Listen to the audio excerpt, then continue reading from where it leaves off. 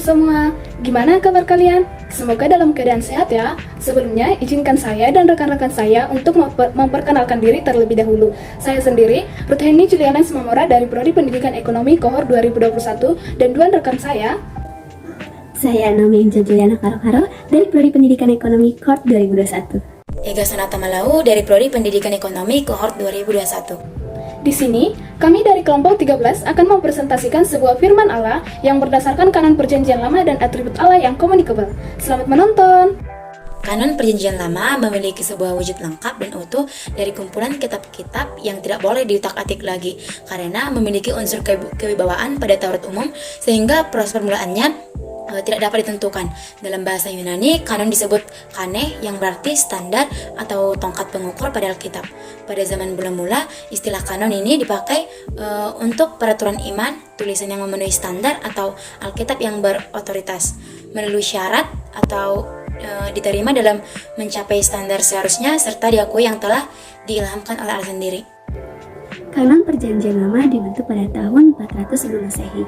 Kanon Perjanjian Lama ini sendiri mempunyai dua bahasa dalam melakukan pembentukan, yaitu bahasa Ibrani dan Aram, sehingga terbentuklah 39 kitab.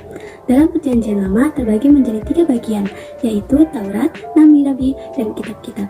Biasanya orang Yahudi menyebutnya dengan Tenak yang mempunyai pengertian atau singkatan dari T adalah Torah, N adalah Nehim, dan K adalah Ketubim. Namun, kitab yang sekarang pada Perjanjian Lama tergolong dengan kitab-kitab kanonik, yaitu kitab-kitab yang diakui sebagai kitab-kitab suci. Sehingga kanon Perjanjian Lama bukanlah sebuah kitab saja, melainkan sebuah kepustakaan pada kumpulan zaman-zaman, penulis-penulis, dan redatur-redatur yang berbeda. Maka, terbentuklah secara permanen otoritas dan kekudusan Alkitab yang mengacu pada pribadi Allah sendiri, bukan berdasarkan keputusan dari gereja, nabi, atau bahkan rasulnya. Apalagi kita melakukan otoritas Alkitab, berarti kita melakukan otoritas Allah sendiri. Penulisan ulang, penyalinan, maupun penerjemahan Alkitab dilaksanakan dalam pemeliharaan Allah sehingga tidak terdapat kesalahan yang mempengaruhi tujuan keselamatan di dalam Yesus Kristus. Oleh karena itu, janganlah kita meragukan otoritas Alkitab dan janganlah malas membaca Alkitab, khususnya Perjanjian Lama. Hai, mengapa? Karena tanpa Perjanjian Lama, maka Perjanjian Baru itu seperti buku yang tidak ada latar belakangnya.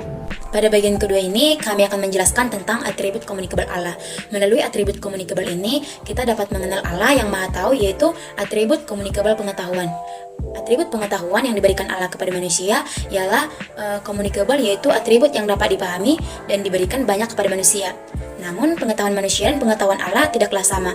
Allah mengetahui segalanya dan mempunyai pengetahuan yang penuh. Hal ini tercatat dalam Ibrani 4 ayat 13 yang tertulis, dan tidak ada suatu makhluk pun yang tersembunyi di hadapannya, sebab segala sesuatu telanjang dan terbuka di depan mata Dia yang kepadanya kita harus memberikan tanggung jawab.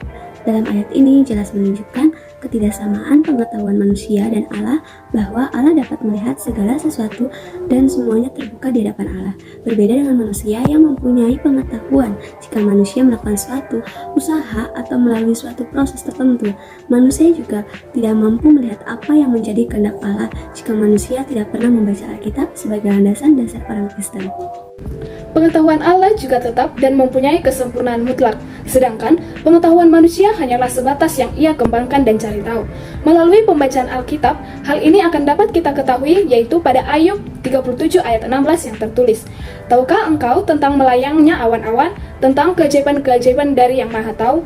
Nah, pada ayat ini juga dapat menunjukkan seberapa besar pengetahuan yang dimiliki Allah yang dapat melampaui segala sesuatunya. Segala keajaiban-keajaiban di dunia juga Allah mengetahuinya. Allah juga menjadi pusat dan sumber dari segala pengetahuan. Alkitab akan menjadi dasar bagi kita untuk dapat mengetahui siapakah Allah itu. Untuk itu, kami mengajak saudara-saudari sekalian untuk mencari pengetahuan yang bersumber dari Allah melalui pembacaan Alkitab. Marilah kita saling merendahkan hati dan pikiran sama seperti Allah yang tidak pernah bermegah di dalam segala kemahatauannya. Karena Allah melihat hati kita dan bukan apa yang terlihat di depan mata. Sama seperti ayat Alkitab pada 1 Samuel 16 ayat 7. Kita diingatkan agar jangan melihat paras baik atau buruknya, melainkan melihat hatinya.